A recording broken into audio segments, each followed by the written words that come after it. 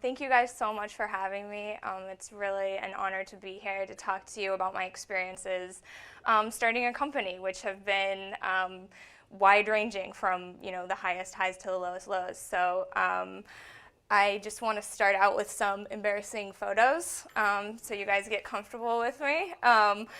When people would ask me when I was a little kid what I wanted to be when I grew up, I would tell them a waitress, much to my mother's chagrin. Because at the time I didn't know that what I really liked was serving people. I really liked helping people, and in my little 7-year-old mind, that meant being a waitress. So this is me in the kitchen cooking and serving food. It was that love of kind of serving people that led me on my long journey to starting a company in management.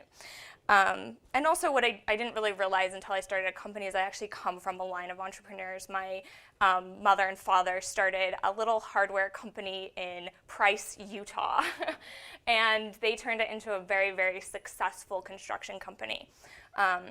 And I used to get up at 5 o'clock in the morning with my father and go to construction sites. And from that young, very impressionable age, I learned that I really learned about integrity from them, because while they aren't the biggest construction company in Utah and they've lost big jobs to other bigger companies, the one thing that they always emphasized to me was integrity.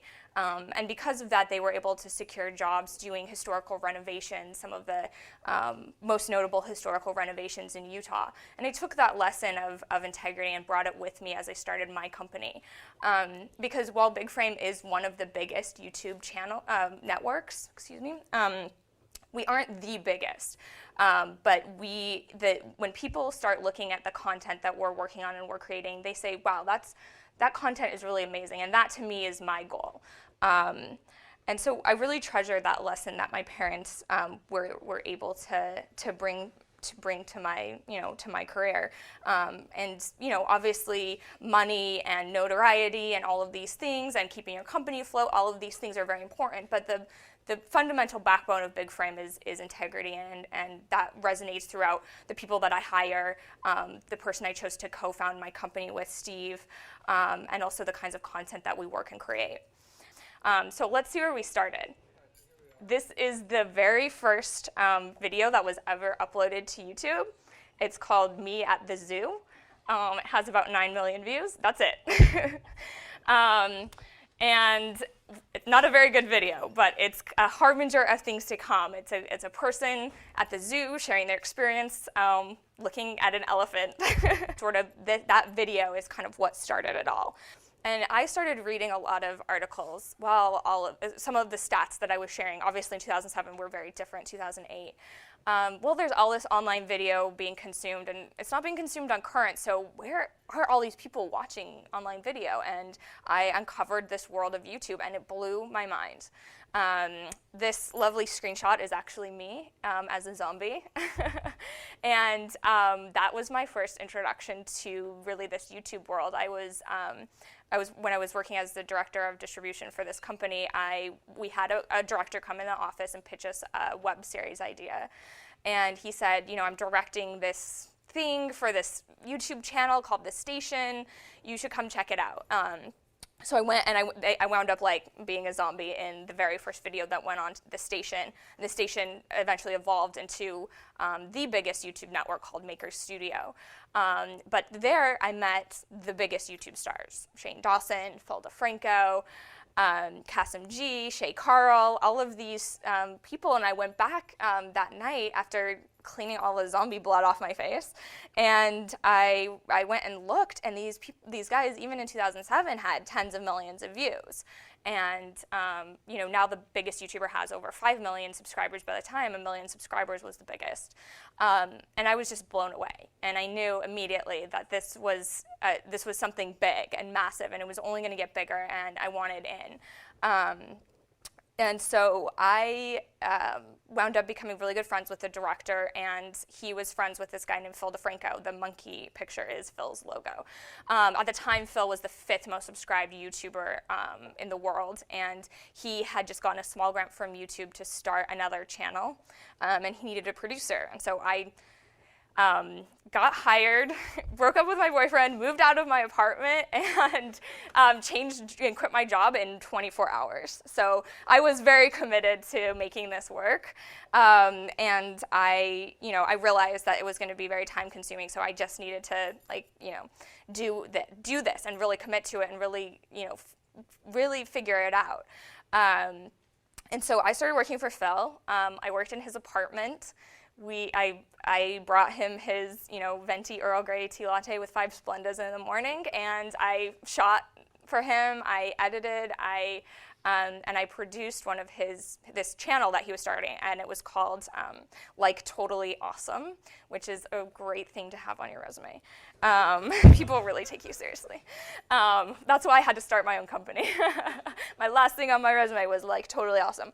But it was a very successful channel when it was up and running, and I wound up casting a couple now very big YouTubers in it, and casting specifically this one YouTuber named Tobuscus in Like Totally Awesome show, and watching his views jump from just being in the show that I was producing really lit something. It made me realize, okay, there's collaboration, there's audience development, and there's money starting to come in the space. Brands are starting to get interested.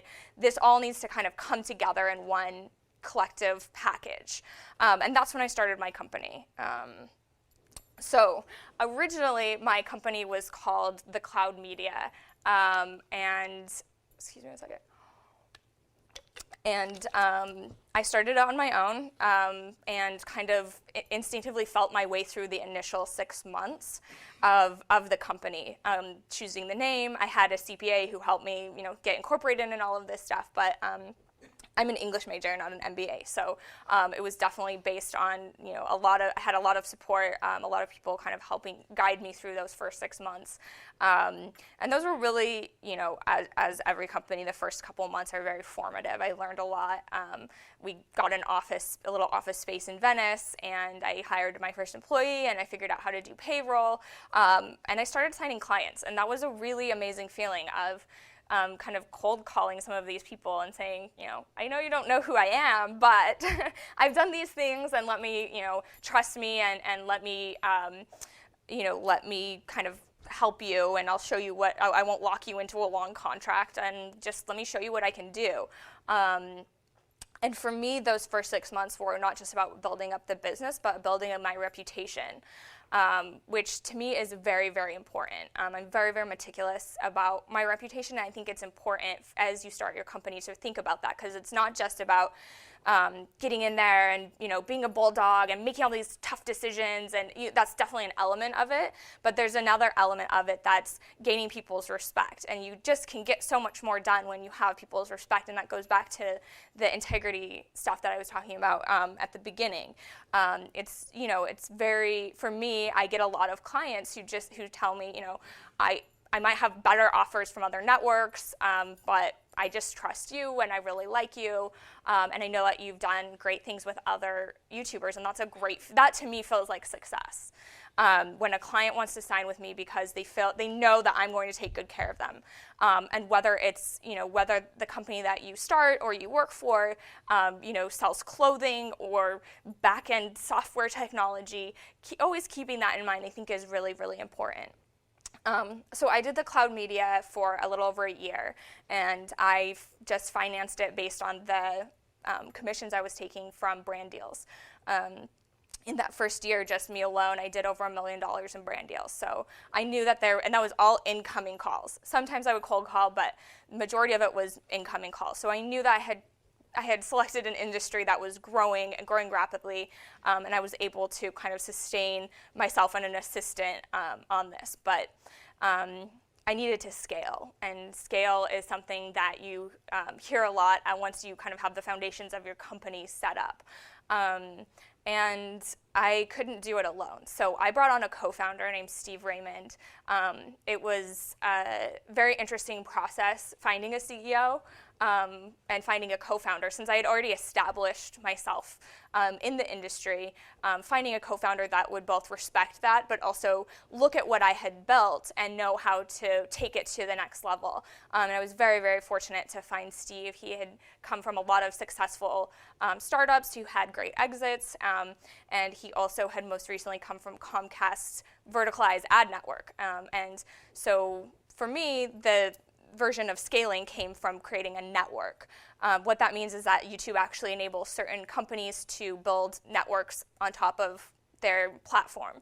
And that's what when I say we're one of the biggest YouTube networks, that's what that means. So bringing a co-founder on was definitely an intense experience. But because, like I said, I'm an English major, it was nice to have somebody in the room who was an MBA and understood this, and also, had gone through the startup life before. I think one of the biggest lessons, because it can be very lonely as you're starting a company, I definitely felt like I was all alone. These experiences that I had only ever happened to me, which is totally crazy and not true. And as I started talking to more and more people who had founded companies, I realized, some of the mistakes I'd made and some of the things that I had done right, a lot of people had also experienced. And one of those support systems was a startup incubator called Launchpad. And now my company is 28 employees, and we closed a round of $3 million in May, and we'll probably be going out and doing another round in January. So, and also the ability to fail. I think that our generation is very, very scared of failure. I know I am. And for me, the thought of failure it was almost unbearable. But when I accepted, okay, I might fail, and that's okay, then that freed me up to actually be able to go out and take these huge risks that I took.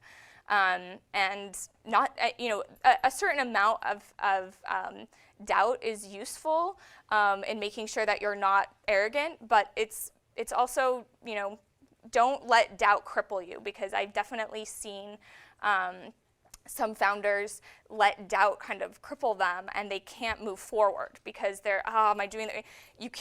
You will fail if you doubt so much that you paralyze yourself.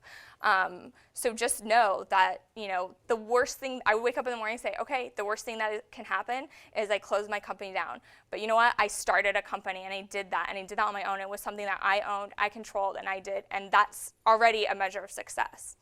I think another really important piece of advice that I got was setting goals. I know that sounds really easy and kind of lame, but if you know what you want and you give yourself attainable goals that are short term. So I would say, when I first started, okay, I'm going to give myself 6 months to keep this business going. I want to hire somebody in 3 months. I want to get incorporated in 4 months.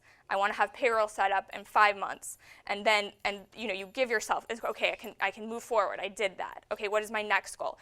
Also, obviously knowing what the ultimate goal is, whether you want your company to be purchased, whether you want to have such a big company that you're the company doing the purchasing, that's also useful, but that can change.